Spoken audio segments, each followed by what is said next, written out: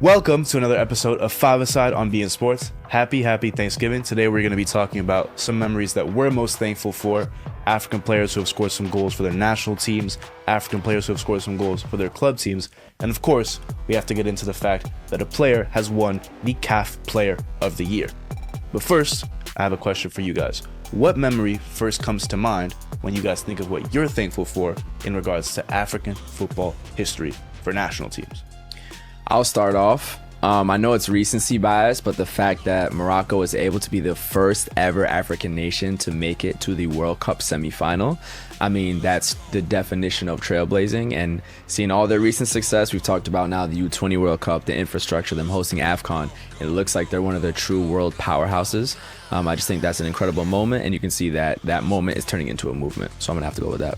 Yeah, and just to double down on that even further, I think it was the path that Morocco had in the knockout stages that like emphasizes the African pride. Yep. So obviously like the beating both teams on the Iberian Peninsula. And I'm saying this and I'm Spanish. That tells you how important it is. getting past Spain, getting past Portugal, despite all the country that those three countries have with each other, and then ultimately facing France. And although they lost, played in phenomenal match against them and one that they can be very proud of. But for me, it takes me back to the 2010 World Cup. South Africa being the host country, and just the vibe that entire World Cup had, like that was the first representation for me seeing a World Cup in a way that like celebrated African culture, that wasn't like, didn't feel forced. And there was nothing negative and weird and like low bar. It felt like just as high quality. There was no like weird conspiracies or like controversies that were coming out about it. It was just a great time, beautiful time. Yeah. And like even all the South African goal celebrations and the dances that they had together and whatnot. It was just a good time. I'm Spanish. We won that World Cup. I'm adding that right there. We won the one World Cup in Africa. Ya tu sabes. Give me that too. Come on. Who was zealous forever? I'm thankful about the songs. The songs. That's the best music. That's low-key peak like football. The soundtrack. You know what I mean? Crazy. Yeah. Amazing. For sure. I mean, I'm gonna definitely bring it back home. I'm gonna definitely say Ghana. 2010, we had a great run. The longest run an African team has ever gone in the World Cup, and that was only our second World Cup appearance. And you should have gone to the semis. You know what I mean? We gotta talk about it though. Bring it back to AFCON. We won AFCON 4 times. First time in '63. We gained our independence in '57. So we get it done quick, man. We start hot. Definitely, bro. We start very, very Definitely hot. start hot. Get it done. It's cool to see that. Obviously, African football is also time for different, national teams to express themselves. From Cassie Flavor, you know what I mean? Boateng, Bowling football, a lot of street ball vibes in there too. So that's something I always love to see. For sure. I think for me as a Cameroonian, recency bias as well, but that memory from the 2022 Qatar World Cup when Cameroon beat Brazil. That is the commentary. He might be the funniest player on the planet, bro. Uncle of boobs. Basically, Basically, what happens is it's 1-1 against Brazil in the World Cup, and he has the composure to chip the goalkeeper against Brazil in a World Cup.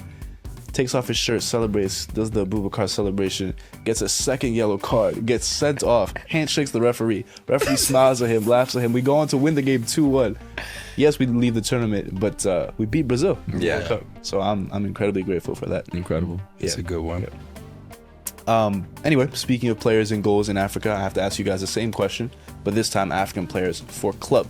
Maybe it's players for Chelsea, players in the Prem, players for Napoli. Yeah. What African player performed so well that today, and on Thanksgiving Day, you guys are sitting here and telling me I'm thankful for that as well? I have to go with, I know it's a lot of recency bias, but I also think it is important to live in the moment. Ademola Lookman's hat trick in the Europa League final. That's a good one. 3-0 over Bayer Leverkusen, who was on pace for an undefeated treble season, having the best season in that club's history. To absolutely, we talk about Thanksgiving parties, we'll talk about spoiling a party, just completely torch them. One of the best individual performances I've seen. And thinking about how good that Bayer Leverkusen team was, not just individually, but as a collective, and what he brought to that city, I got to give it to Lookman in that recent performance. Yeah, I mean, for me, obviously being a Chelsea fan, I have to go back to the Drogba era, kind of just like 2009 through like 2012, 2013, 2014, but not just Drogba, but all the like African and African diaspora cast that made up that Chelsea's, like that time in Chelsea's history. So like Drogba, Essien, John Obi Mikel, Kalu. Kalu. The list goes on. Makelele, Maluda. Anelka, Maluda. Yeah. The list goes on, and then obviously it makes room for like the likes of Conte that we see today. Yeah, so it's just beautiful to see that level of success in a league like the Premier League. Hurts to say as a United fan, but respect to Liverpool. Within the last decade, they've had two African wingers that have gone crazy. There's a point in time nobody could touch Mane or Salah. Yeah. So that was really cool to see. Like I said, it hurts to say. That might be the greatest African pairing of all time. Wesh. I would struggle to find a better one. Up top in Up Europe? top in Europe? Probably. Salah and Mane up top. To win a modern UCL.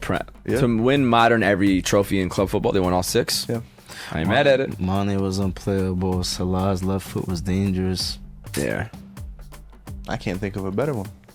One that comes to mind actually that I am thankful for is there was a time when AS Roma had Gervinho and Doumbia up top. That was fun. We'll never forget that That was a headband. lot of fun and a lot of pace. That was a lot of fun. What did you say? I said I'll never forget that headband. Thankful for that hairline for sure. No, but I think a player I'm very much thankful for that played for a club back to Italy is Kevin Prince Boateng for AC Milan. Yeah. Cultural figure. Cultural icon, Ghanaian icon, had the ability to represent Germany, chose to represent Ghana. I think my favorite memory with him is when AC Milan won the Serie A in 2012, and he hits the moonwalk on the stage in front of a sold-out San Siro. I think there hasn't been a player like him for quite some time. Pogba, I think, maybe picked up the mantle of someone with that level of flair, that level of just kind of bursts of raw talent that you cannot even see coming. So I'm really, really thankful that I got to see a little bit of Kevin Prince at AC Milan. One quick thing I do want to add, like specifically about that Chelsea era, like there's one video I specifically have in mind that I always remember. It was the club was interviewing Makelele like post training, and basically like Drogba, Essien, and a bunch of other players like come around, and they're kind of teasing Makelele because his English isn't really the best, and so they keep asking him to like answer questions in England, and like Makelele is kind of being shy. He's like, no, like I don't have anything else to say, and it just kind of highlights also the diasporic like beauty of like playing in England, and like the fact that like although Makelele is like new to England and like trying to learn how to speak English and whatnot, like he has players who also are francophone. Yeah. And so we also see that element, the familial element of it at these clubs too. Yeah. Speaking of family, we have to get into the CAF Player of the Year, the person who is the biggest and most applauded person in this Africa family of football players. Hakimi has taken the African Player of the Year.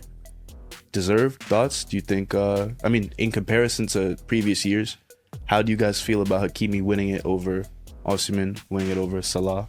Hey man, Speak on listen, I will say Hakimi, any team he's played on, he's improved greatly, because that's probably one of, if not the best two-way player we have in the game. A wingback that can score goals, dribble past somebody, and someone that also keep up with your best offender. Yeah. I mean, he won the treble. He won PSG's first UCL.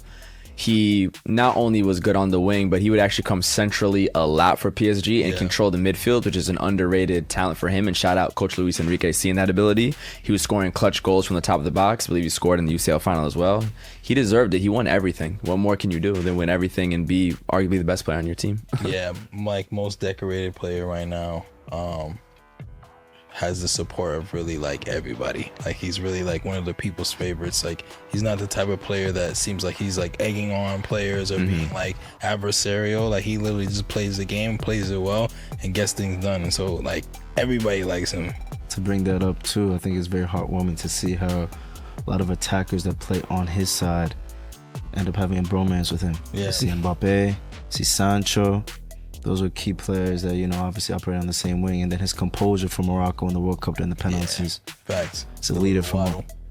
He's a leader. He knows how to have fun, but he also knows how to get it done. But to wrap things up, we have a little bit of drama just to close out our Thanksgiving talk today. Ethan Mbappé is rumored to be making a decision that might be a little different from his big brother. Bit of a Thanksgiving issue for the Mbappé family because it looks like Ethan is debating between playing for Cameroon and Algeria. What are the storylines behind that? Do you think that it'll cause a little bit of tension in the Mbappé camp if he goes on to play for another national team? Should he wait and play for France? Or should he play for his father or mother's country? Every situation is different for sure. As you're highlighting, it definitely could bring up, the cultural reality of their home. But we've seen some great examples of players who have played for different teams, one being a European team, one being an African nation, and they both succeed in different ways. Yeah. Bringing up Kevin Prince Boateng, it's cool to see that when they're on the pitch, because this love is still there. Yeah. But what do y'all think? And honestly, you said what, Cameroon? And Algeria. And Mbappé has some history with Cameroon. It's true. So what does that mean? Have we moved past that? And I think if he did go with Algeria, it would be genuine because, I'm an older brother. I have a little brother. My little brother definitely tries to be as adversarial and controversial as he can sometimes. Even when he wants to do the same thing as me, he'll be like, I'm gonna do something different. And so I think even though Ethan looks up to his big brothers in a lot of ways, he even talked about how Mbappe's celebration came from him. True. And they they share a lot of that brotherly love. I do think for him, carving his own path, making history with a team like Algeria would be a great way to kind of cement his own legacy instead of trying to live up to his brother's expectations. The current player he's at now, there's no way he can live up to Kylian. Yep. But you're creating your own narrative and your own story in Algeria. Yep. Now you can create a really special story. He's playing with Mahrez, right? Yeah. Turkey need to switch over too. Too late for that one. Turkey. There's a few French boys that could have. Yeah. Thanksgiving drama. Definitely. This has been 5ASIDE on beIN Sports. Happy Thanksgiving. We will see you guys next week.